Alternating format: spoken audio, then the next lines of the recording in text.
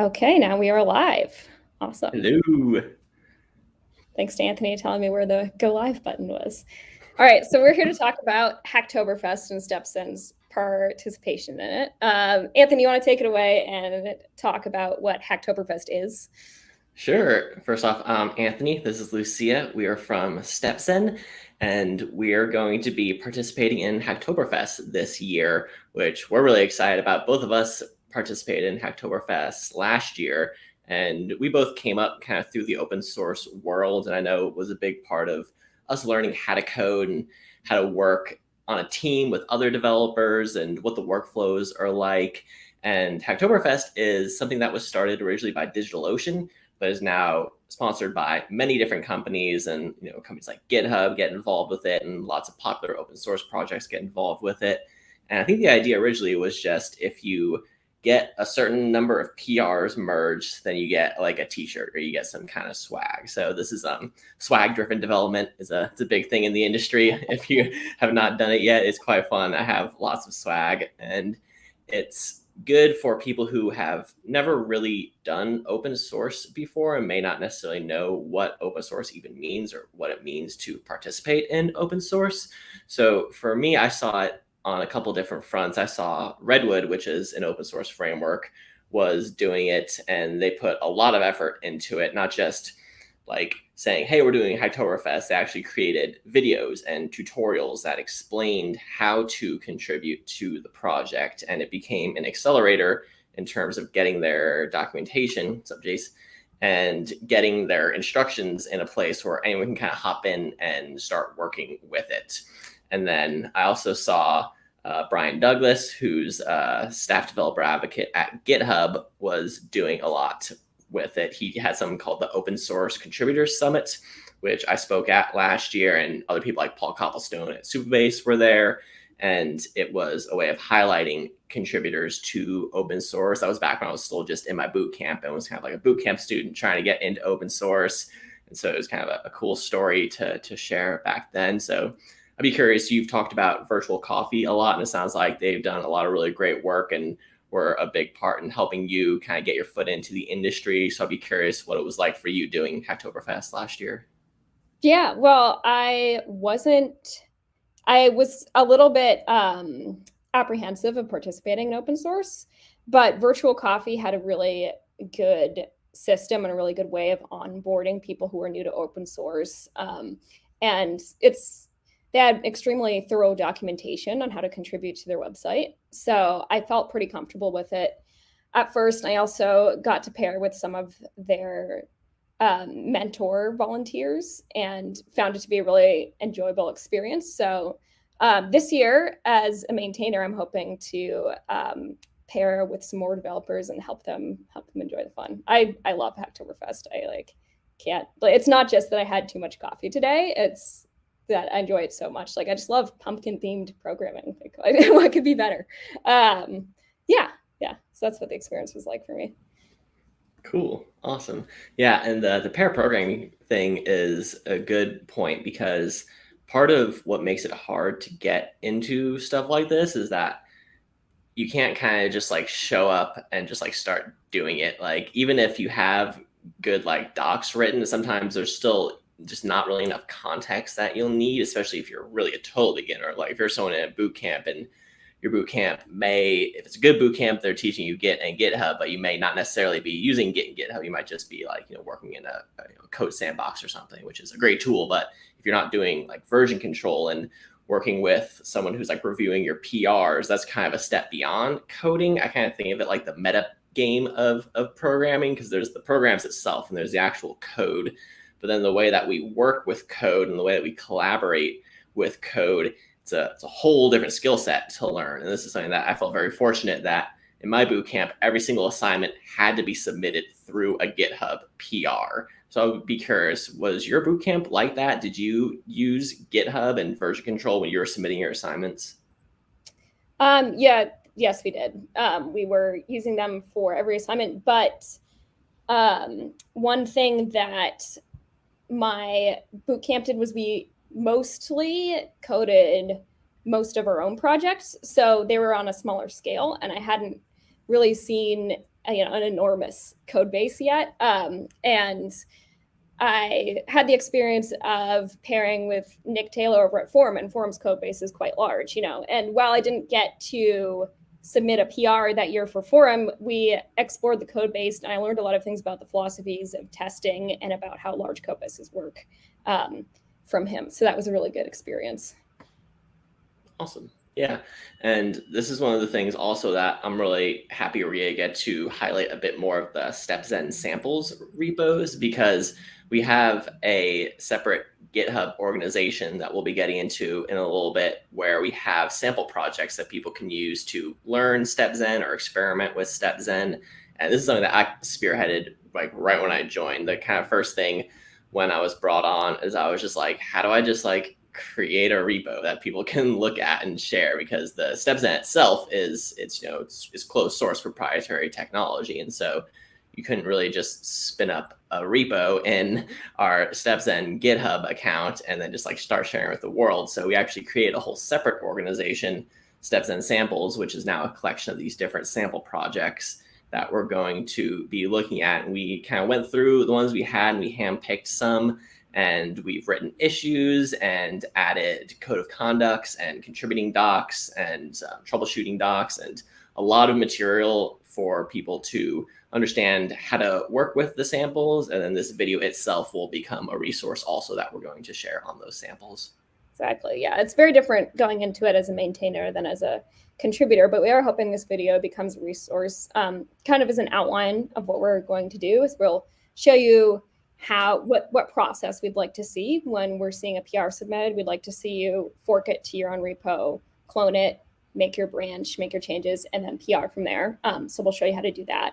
And then we'll look at the repositories themselves, what they do, what goals we have for a Hacktoberfest, maybe look at an issue, look at how to file one. We'd love to see some more filed, and see where we go from there.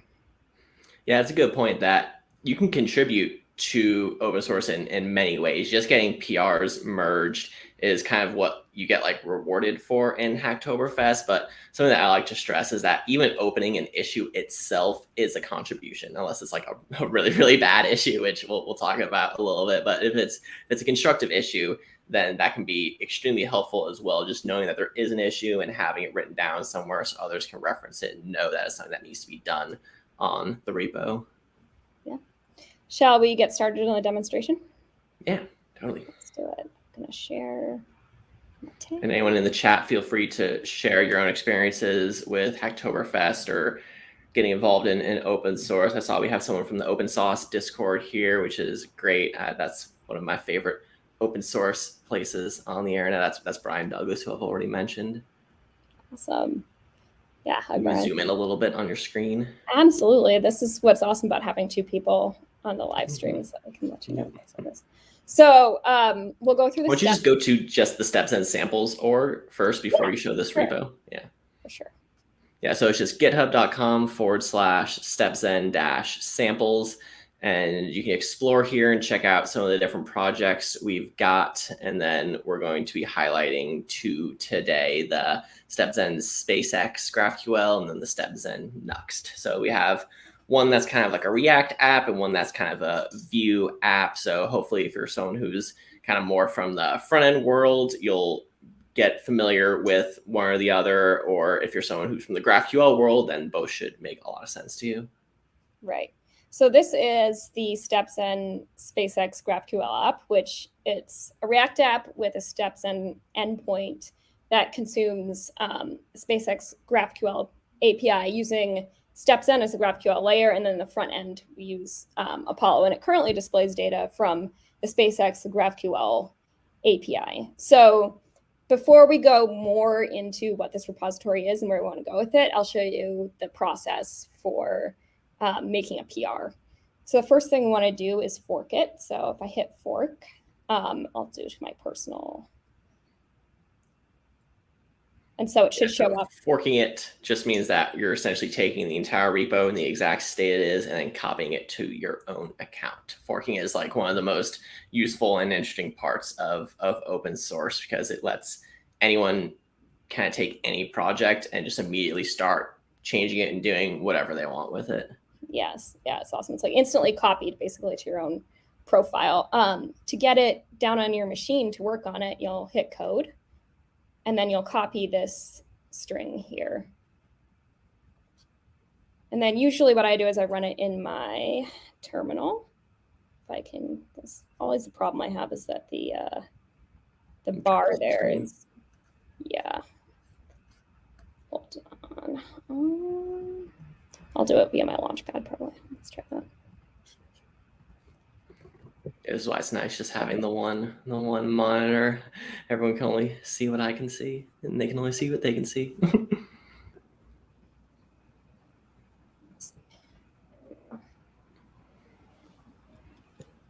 And then yeah, this is something that we'll have instructions for also. Like on the Nuxt one, I just have a couple terminal commands that will be like, run this to clone it, run this to cd into your directory, and then run this to just install. So even like part of the readmes is you want to assume as little knowledge as possible. So I usually like to even include like the commands for cloning the repo in there, because then you're not assuming that someone even knows how to do that. Follow the traversy GraphQL thing. Nice. Yeah. Let's see. We got some comments here in the chat. All of that'll be in a written resource, all of what we're showing today. But you'll clone it, and then I'm going to add this double ampersand executes the command that you write after you write the double ampersand after the first command. Actually, I need to remember to write. I'm going to be call this file cloning example.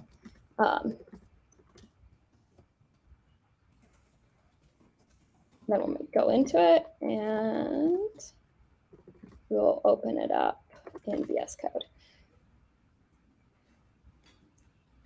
So right now we're still just seeing your GitHub, the GitHub window. Oh, right. So you can't see my terminal. Yeah, and someone in the chat is mentioning that there's a new feature actually for GitHub where if you just press period, and I think if you can do the same thing, if you change .com to .dev, it actually turns the repo into a VS Code editor, which is like mind blowing, but at the same time, it's like, well, yeah, because Microsoft bought GitHub, so of course VS Code and GitHub are going to become the same thing eventually. Oh, this is fun! I love this. This is so fun. Okay, cool. I'm just going to accept everything as it is for right now, since we want to focus on the process here. So, so you can just hit the period to open it up if you want to code from your browser. This is actually blowing my mind a little bit right now, but yeah, this is super duper new. This has kind of been in beta for a while and was like, for those in the know, but they announced it like officially, I think just a week or two ago. It's really, really new. All right. So, so I would need to ask, since I can't open my terminal from here, we could do it from my terminal, or we could find the way to do it in the browser. Run code. Because what I'd like to do is open a new branch. So I think that may require an extension, so I'll just do it in my terminal for right now. That looks super cool.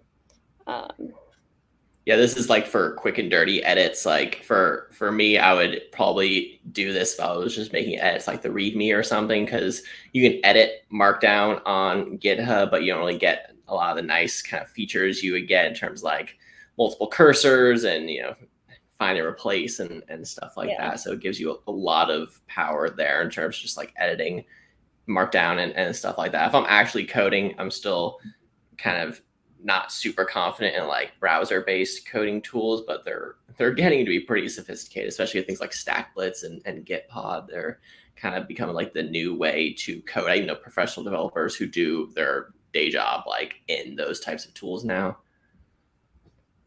Yeah, no, it's super cool to think about that whole universe. So I'm running a command here called git branch, and that's going to show me which branch I'm on. There's only one. So you're not sharing anything right now? Oh. Let me go back and share my terminal. My Chrome browser is a little bit slow today, so I'm still waiting on the StreamYard tab to pop up. Yeah, let me know, and I can share my screen if we're not able to get yours going. Yeah, I think I should be able to. grab this guy. Yeah, and Jace mentions that the one thing though that's gonna be a big limitation is like actually building the project. So it's like if you want to run like npm run build because you need to generate like static files or something from your project. I'm not sure if you can do that in code spaces yet. You can do that in stuff like StackBlitz and Gitpod. They actually do give you a terminal, so that's pretty be interested in. That actually how to do that stuff. Also want to run npm install before you created a branch, which you, again, I don't know how that would work. Right, cool. We are good. I see your terminal. Yes. Awesome. So I ran the command git branch to show us we're on main. We want to check out a new branch. So that's the syntax for that in Git. And then one kind of convention that I see is when you're adding a feature, let's pretend we're adding CSS styles. You would add feature / whatever you're calling your feature. And when you run that, you can run git branch again, and you can see you're on your branch. And so the branch, just to quickly explain that, is it's going to take the project in the current state it is, copy it, but not to a different account, copy it within your own project. So now you have kind of two exact copies of it, and then you can change one without losing the changes on the other. So this is a good way to kind of experiment. And if you totally mess everything up and everything breaks, you're like, all right, well, I'm just going to delete that branch and go back to the other one, make a branch. You know? Or you can run git diff and see all of the differences and see maybe where your branch went wrong from main. Let's see. The next thing you'd want to do is run. You have to do a little extra work to set up this command to open up your VS Code.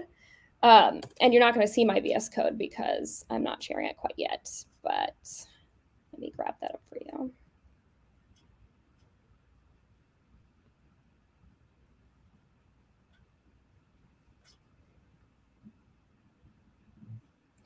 All right, so I'm just going to make a quick change in the README because we want to move on to how you would make the PR. So let's just say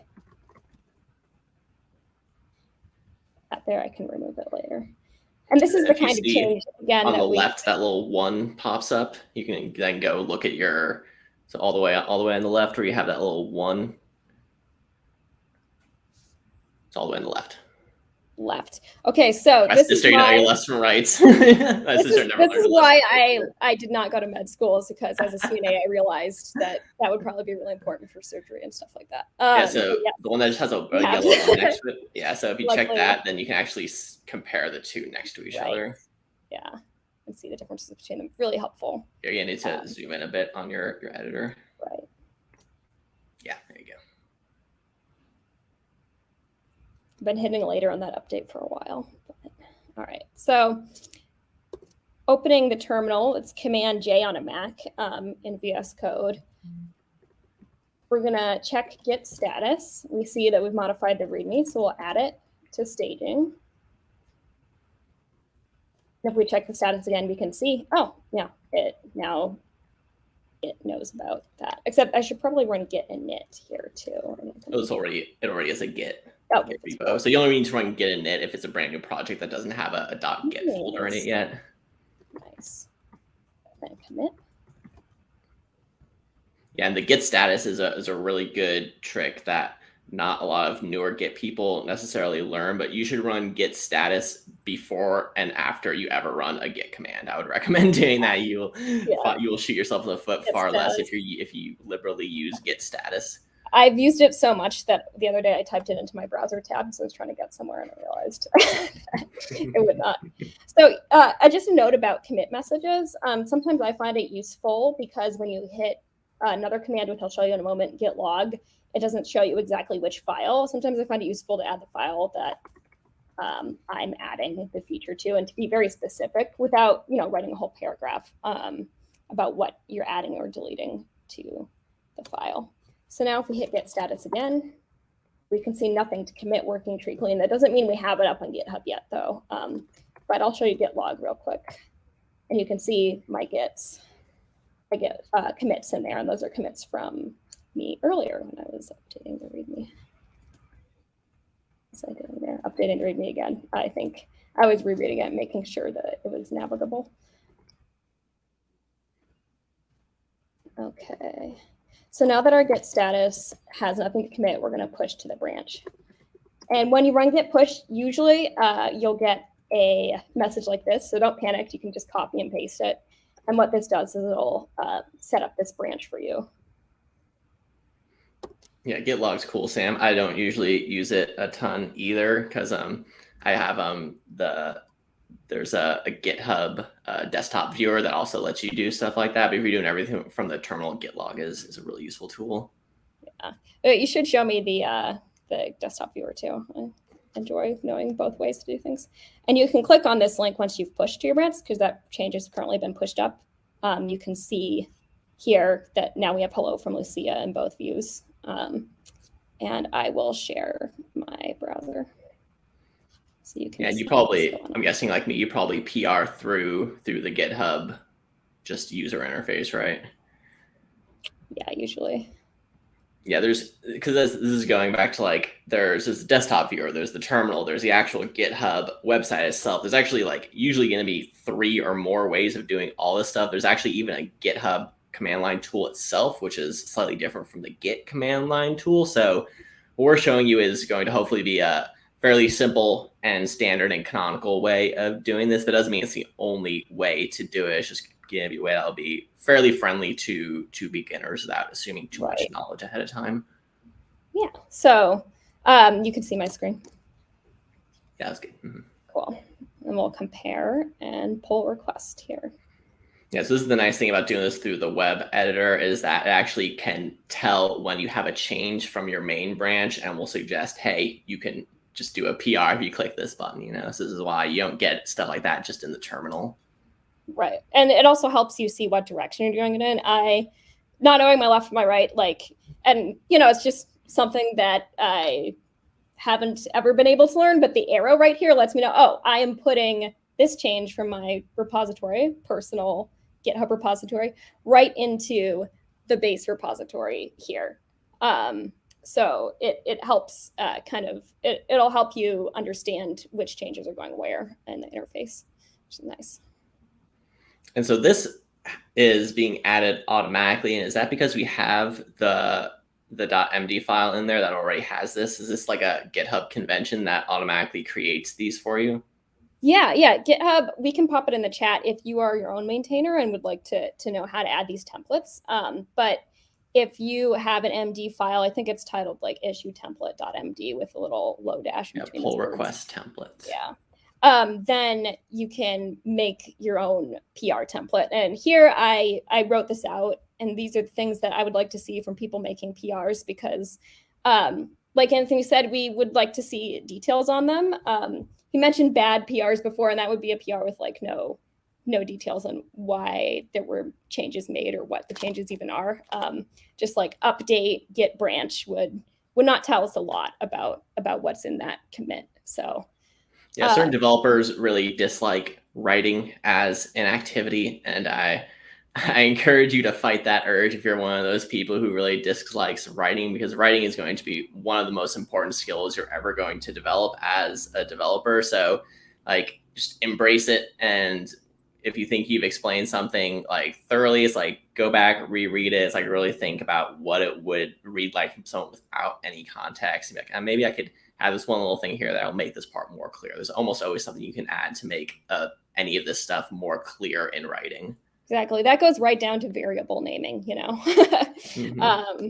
Anything, as long as you can keep in mind the developers coming after you, it will help your writing. Like I don't like to be super picky about grammar and those things, but making things, conventions clear to other developers for their experience goes a long way to making the code readable and contributable. So here you can provide an issue, a link to the issue. You can often, I think, yeah. So this doesn't have a link to any issue because it's not solving any issue, obviously. But if you wanted to say, if you were documenting scalars in the GraphQL schema, you could put #11 and that would immediately just hotlink it for you, which is really convenient. I think GitHub added that like 6 months ago. And then description, we'd like that to be thorough. So it'd be like,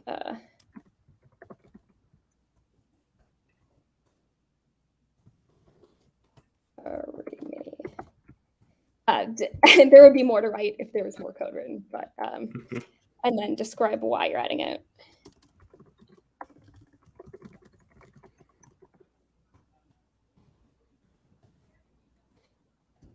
Those are the 3 things we'd like to see in issues. And then you can hit, oh, well, here's reviewers. So you can add, let's add Anthony as a reviewer to this. And then he will get a little notification that says, hey, can you review this pull request? And then he can go in and look at the commit and approve or add comments requesting changes to the commit. And that's really helpful. Helps. Yeah, feel free to add both myself and Lucia as reviewers on any that you open throughout the course of Hacktoberfest. We'll both be monitoring it and happy to help out with anything. Yeah, and then can assign a PR. Usually see this on issues, but it looks like you can assign yourself to PRs too, which is helpful. And then you would hit create pull request. And now we see the pull request in. And real quick, click the 11, and then we can see also how in that issue, it's going to then reference that you opened this. So if you click that and go into it, and then scroll down a little bit, it'll see you mentioned it here. So it's one of the really good parts about being able to link to other issues and PRs is that not only is it goes both ways in terms of the linking. You link to it from here, and then it's also mentioned in the original one. And it's like, as you get deeper and deeper into using GitHub, you realize that it just becomes a huge maze of like literally thousands or tens of thousands of these issues and PRs for projects like, Nuxt, like they're in the tens of thousands at this point. So it's these types of processes, they don't look that important when you're dealing with like a dozen issues, but as these things scale, it's really, really important to have these types of workflows in place. And that's why we're kind of showing how to do this the way you would do it on a larger, more built out project. Right. So at this point, Anthony, do you want to switch screens and show how to review and accept a PR? Yeah. All right.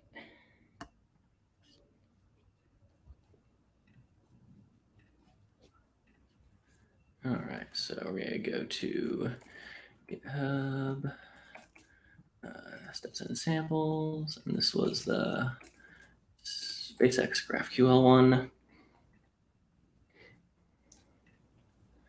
So we've got this, and I will basically read it through. And what I want to see is the thing that I'm usually most concerned with is like what has actually changed. So you can look at the files changed here, and then this is similar to what we originally saw in the VS Code, and that we have the exact diffs that we got. So we're adding hello from Lucia, and then you can see the actual commits there. So if I wanted to add a comment, then I can add my review, and I don't usually actually review these changes, but it just gives you a little like markdown editor here. So if I wanted to say needs a little more detail here, something like that, then. Sorry, what was that? Oh, I said I would say so, yeah. Yeah.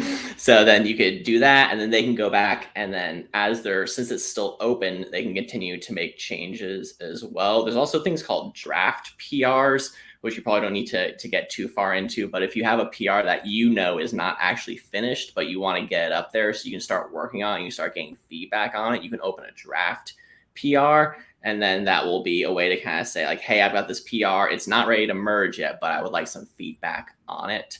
So that's another thing that's pretty cool as well. And that was a great way to get feedback from us. Another way is email. I've got my email inside the repo support MD file, as well as you can book next month. You'll be able to book Calendly pairing sessions. Mm-hmm. Yeah, it's a bold move putting your email on the internet these days. She was like, bots scrape everything for emails now, especially like GitHub stuff. So have fun with all that. I've actually found it not to be like, I'm an inbox 0 unsubscribe type, and it's not too bad. Yeah, Yeah, that is good though, because you want to make sure there's lots of channels open for people to get in contact with you. So it's good to have an email in there as well. Just you probably don't want it to be like your own personal email. I would avoid ever giving out your own personal email anywhere on GitHub. Like, yeah. Cool. And then we've got these other things like squash and merge and rebase, which is going to be like more complicated kind of Git features if it's a large change where there's like some things you want to include, but some things you don't.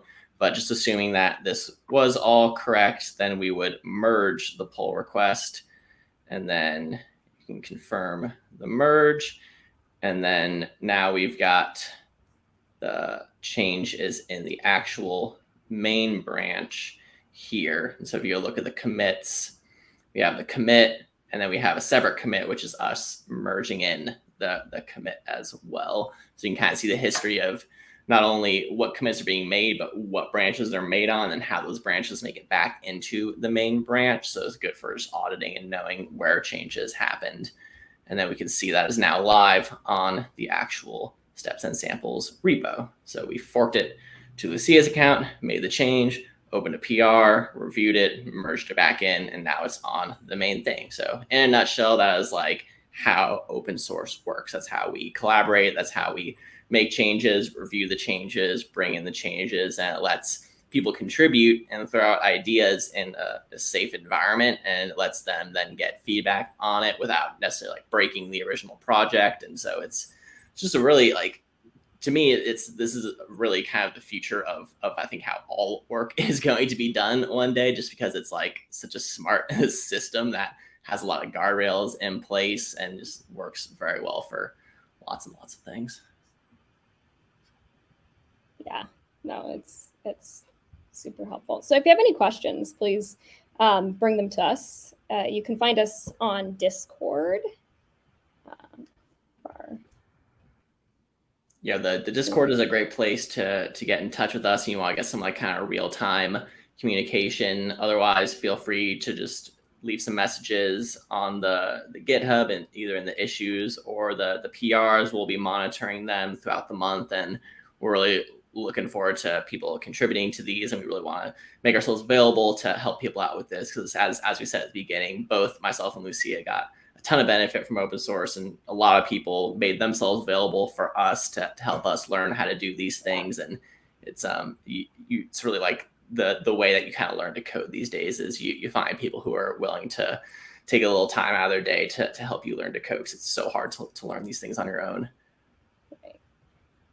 Yeah, we've got plenty of good first issues. We'll make ourselves available to help. We would love to see contributions next month. Cool. Was there anything else you wanted to go over? I think that's it. Do we have any questions from the chat? Yeah, we got a couple of people in the chat, sounds like, who are working on their own open source projects and looking for tips on workflows and things like that. This is another thing that is why I encourage people to get involved in open source, because as you start seeing other open source projects, you'll see that everyone does things a little bit differently. Everyone has their own workflows and their own templates and ways of doing things. And for me, seeing a lot of those and be able to take bits and pieces from them has been incredibly valuable. And now I'm working on some of my own open source projects. Like I'm on the Redwood team, but I also am now working with Ben Holmes on this project called Slinkity. And so that's just like the two of us right now. So there's, you can see how some people do it, and then you can start kind of doing it yourself. And then before you know it, you're an open source maintainer. Yeah. Awesome. And thank you, Lucia, for getting this all set up. You've really spearheaded this whole thing. So I'm really excited and happy that you kind of took this and ran with it. And I'm happy to be a part of it.